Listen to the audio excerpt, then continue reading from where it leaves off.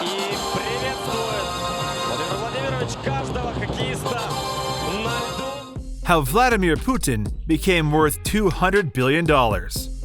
Individual who has more or less ruled a petroleum-rich nation for about 2 decades now is likewise rumored to secretly have a net worth in excess of $200 billion.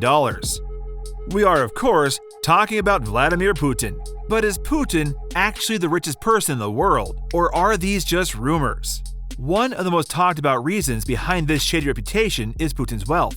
Even for a head of state, he appears to be seriously loaded. In today's video, let's find out how Vladimir Putin became worth $200 billion. Before we begin, please make sure to subscribe to our channel and hit the bell icon so you will never miss any update. So without further ado, let's begin. Let's look at the background first. Vladimir Putin is the second and fourth president of the Russian Federation. He is the former prime minister of Russia and former director of the KGB. And he's a well-known sports enthusiast and businessman with an estimated net worth of $200 billion. Бесконтрольного масштаба мы, конечно, себе не позволяем и надеемся, я очень надеюсь, никогда не позволим. Putin is reported to own luxury watches, a fleet of yachts, and multiple expensive properties, including a $1 billion palace. The Russian president does indulge in some displays of immense wealth. Putin was born in Leningrad, now St. Petersburg, in 1952. His parents were middle-class Russians, and Putin's official biography says that he had a normal life at a young age.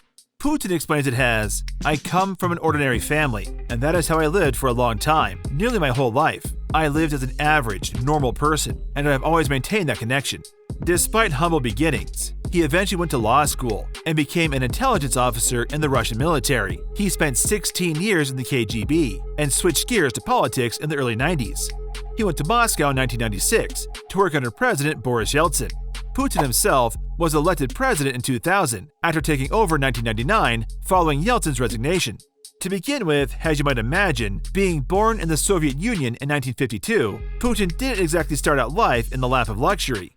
In a bit of 1950s-era role reversal, his father was a cook and his mother a factory worker. Putin himself would grow up to join the KGB in 1975, working a variety of positions with that institution over the years.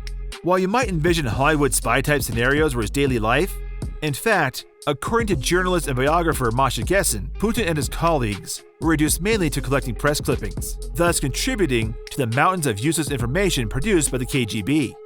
False accusations or true facts? The first rumor that Putin was using a government position to stash away quite a lot of money for his own personal gain came in the early 1990s, when he, in his then position as head of the Committee of External Relations at the mayor's office in St. Petersburg, allegedly helped broker a $93 million deal to acquire various food supplies for the city. In a nutshell, various companies were granted permits that would allow them to supply a huge amount of materials to foreign entities, and in exchange would be given an equivalent value back in foodstuffs to then be used within the famished city. The thing was, as far as anyone can tell, while the companies did send out the materials, no foodstuffs came back in return. This matter was ultimately investigated by one Marina Saleh at behest of the city council, with Saleh in turn claiming Putin's signature could be found authorizing the deals.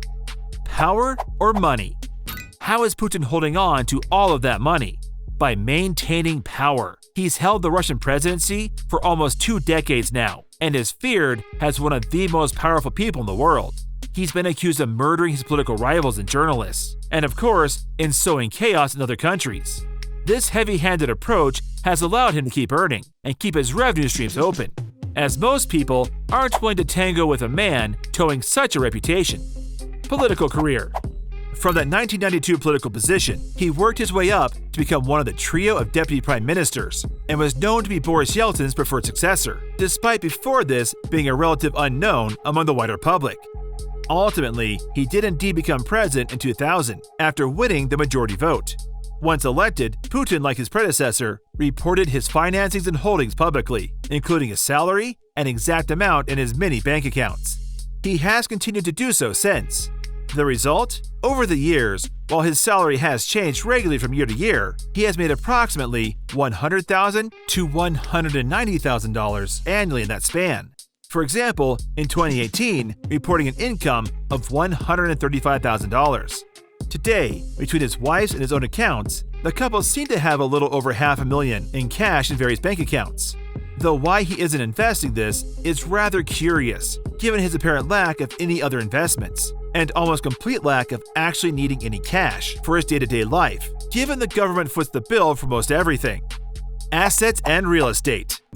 It is thought that in total, Vladimir Putin has around 20 palaces and villas in his Russian empire. One of these that clearly stands out from the rest is an Italian-style palace nicknamed the Putin Palace. The whole project was top secret until it was completed, and the media were kept well away from the construction area. The whole site is estimated to be worth $1 billion and is around 750,000 square meters. It is thought to feature a casino, theater, amphitheater, church, swimming pools, sports grounds, helipads, 65 hectares of landscape gardens, tea houses, and staff quarters. While Putin has denied he owns the palace, investigations into the construction have dug up money trails leading back to the president. Putin gets the use of 20 presidential residences, including Constantine Palace, the Tsar's-era estate on the Gulf of Finland, restored at the cost of tens of millions of dollars, a ski lodge in the Caucasus Mountains, and a Gothic revival palace in the Moscow region. A little-known three-story residence near Saratov on the Volga River southeast of Moscow has German chandeliers and Italian furniture, and features a billiard room, a winter garden, a pool, and sauna. As president of Russia, Putin's official residence is the Moscow Kremlin. However, he spends most of his time at a suburban government residence outside the city called Novo Ogaryovo. He has access to 20 different palaces and villas. Though Putin owns many homes, Villa Segrin stands alone as the most extravagant. That's no surprise since it was built for a czar. But this place does just so happen to have 50 acres of land surrounding it. What else? Putin is said to own a 3.5-ton limousine, which is an insane car, and is thought to be designed by Porsche and features everything the American presidential limousines have. It features thick armor plating, bulletproof windows, bomb-proof exterior, onboard blood for the president, its own oxygen supply, and can even withstand chemical attack. The car is apparently kept in a secret location, somewhere in the Kremlin, and has never been used or seen, as it is only for use during a severe emergency, like a nuclear or terrorist attack. Ferraris and Lamborghinis to vintage Bentleys. Putin's quite the car collector, and he owns about 700 of them. His preferred car for business is a $250,000 armored Mercedes S-Class. One of his planes is said to have an $11 million cabin fitted out by jewelers, and that toilet, which costs close to $100,000.